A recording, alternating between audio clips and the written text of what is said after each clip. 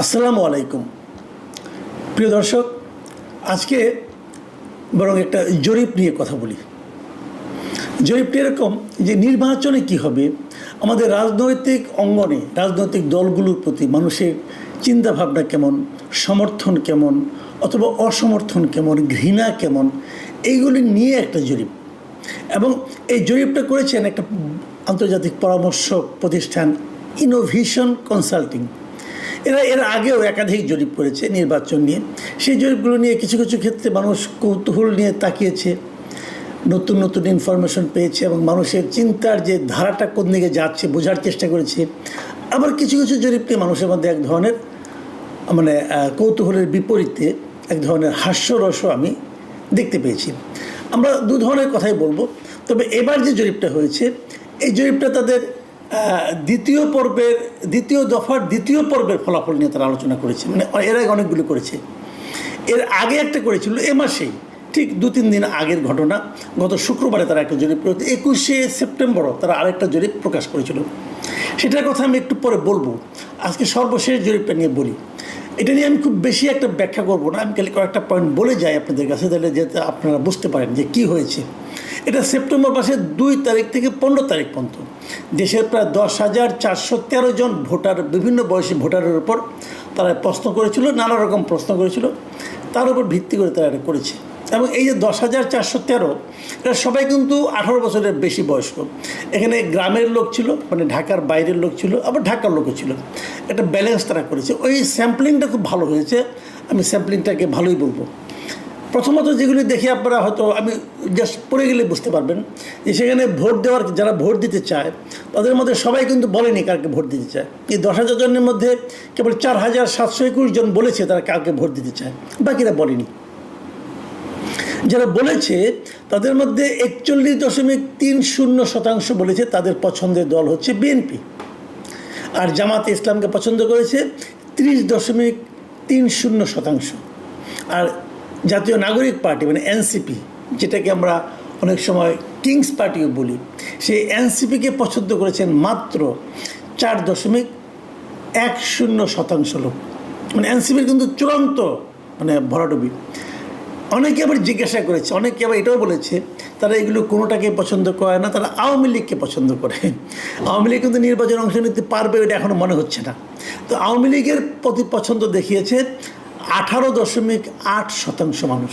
এটা কিন্তু একটা খুবই লক্ষণীয় একটা প্রবণতা, যে দলটা নাই, যে দলটাকে সমর্থন করলে আপনার নানা রকম হেনস্থার শিকার আপনি হতে পারেন, সেই দলের প্রতি এত প্রতিকূলতার মধ্যেও সেই দলের প্রতি 18% মানুষ তারা আওয়ামী লীগকে বলেছে তারা থাকলে আমরা তাদেরকে ভোট দেব।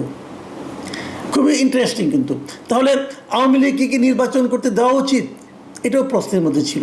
এবং দেখা গেছে যে প্রায় অর্ধেক মানে 45.79% বলেছেন মানুষ, উত্তরদাতা বলেছেন তারা মনে করেন আওয়ামী লীগকে নির্বাচনে অংশ নেওয়ার সুযোগ দেওয়া উচিত। আর এর বিপরীত দিকে 45.58% উত্তরদাতা মনে করেন বিচার হওয়ার আগে আওয়ামী লীগকে নির্বাচনে অংশ নিতে দেওয়া উচিত নয়। লক্ষ্য করুন, এখানেও কিন্তু অল্প ব্যবধান হলেও বেশিরভাগ লোক কিন্তু বলেছেন যে আওয়ামী লীগকে নির্বাচনে অংশ নিতে দেওয়া উচিত। এবং ধীরে ধীরে, এবং ইন্টারেস্টিং কি জানেন, আর একটা কথা বলি, যে তারা তো এর আগে গত 6 মাস আগে তারা করেছিল মার্চ মাসে, তখন তারা বলছে যে ওই সময় আওয়ামী লীগের প্রতি যে সমর্থন ছিল বর্তমানে তার সমর্থন আগের তুলনায় বেড়েছে। এটাও কিন্তু জরিপের একটা ইন্টারেস্টিং ফিচার। লোকে এখন আবার আওয়ামী লীগের প্রতি তাদের সমর্থন বাড়ছে এবং জামাত এবং বিএনপির প্রতি সামান্য কিছু কমেছে। এবং তারা দেখেছে যে বিভাগ ওয়াইজ এক একটা বিভাগে এক এক ধরনের প্রবণতা।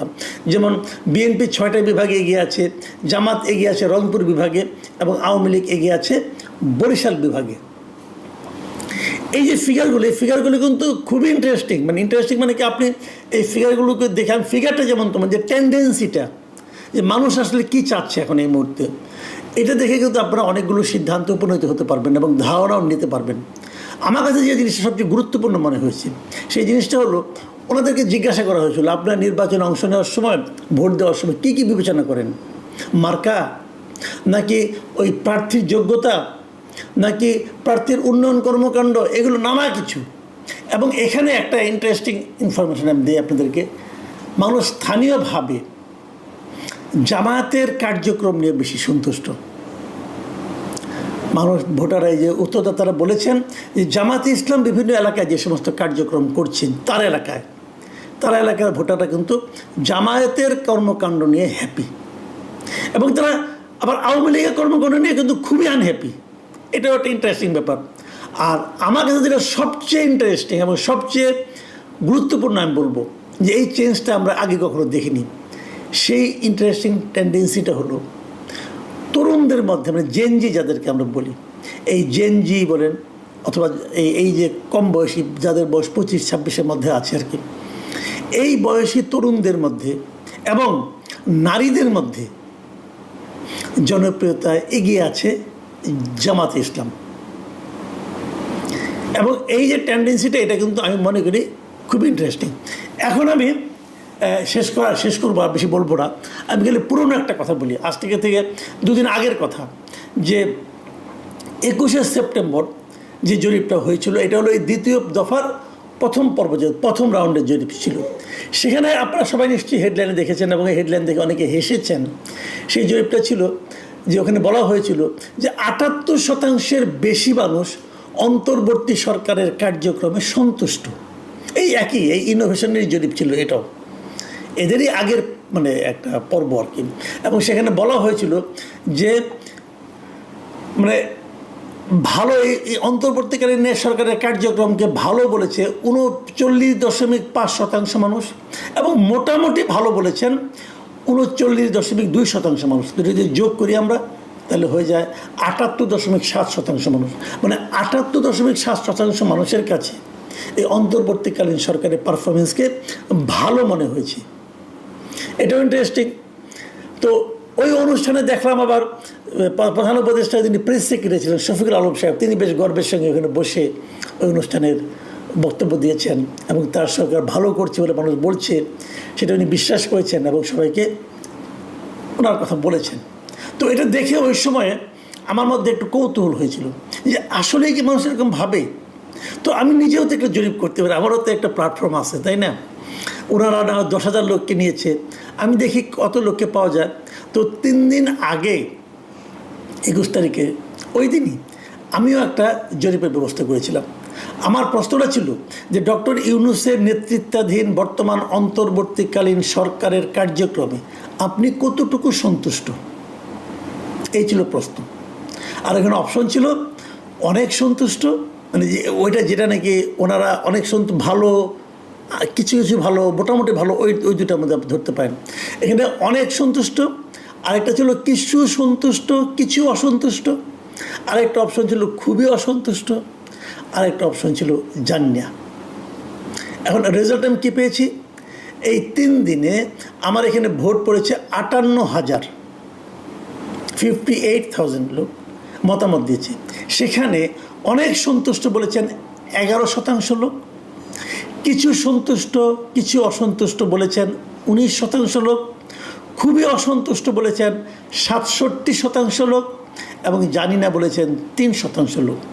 আমি যদি অনেক সন্তুষ্টের সঙ্গে কিছু সন্তুষ্ট এবং কিছু অসন্তুষ্ট দুটোকে যোগ করি তাহলে সেটা দাঁড়ায় 30%। তাহলে 30% লোক তারা এই সরকারের উপর মোটামুটি হ্যাপি, আর খুবই আনহ্যাপি সংখ্যা কত, মানে পার্সেন্টেজ কত, 67%। আমিও মানে বাংলাদেশিদের উপরে করেছি, কারণ বাংলা ভাষায় করেছি আমি। এখানে তো আর আমেরিকান লোকের অংশ নেবে না, হয়তো বিদেশে যারা অবস্থান করছেন বাংলাদেশে তারাও হতে পারেন, তারাও তো এবার ভোট দিতে পারবেন। কাজে আমি বুঝতেই পারলাম না যে আমার এখানে যেটা 30% হলো সেটা ইনোভেশনের হিসাবে 78% হলো কী করে, আমার কাছে ক্লিয়ার না। তারপরেও জরিপের উপর আস্থা রাখা নিরাপদ না। আপনারাও জরিপের উপর আস্থা রাখেন না, ইনোভেশনের উপরেও রাখেন না, আমার উপরেও রাখেন না, কোনো সমস্যা নাই। তবে যে টেন্ডেন্সিগুলি বললাম এগুলো মাথায় রাখেন। প্রিয় দর্শক, এখন এই পর্যন্তই।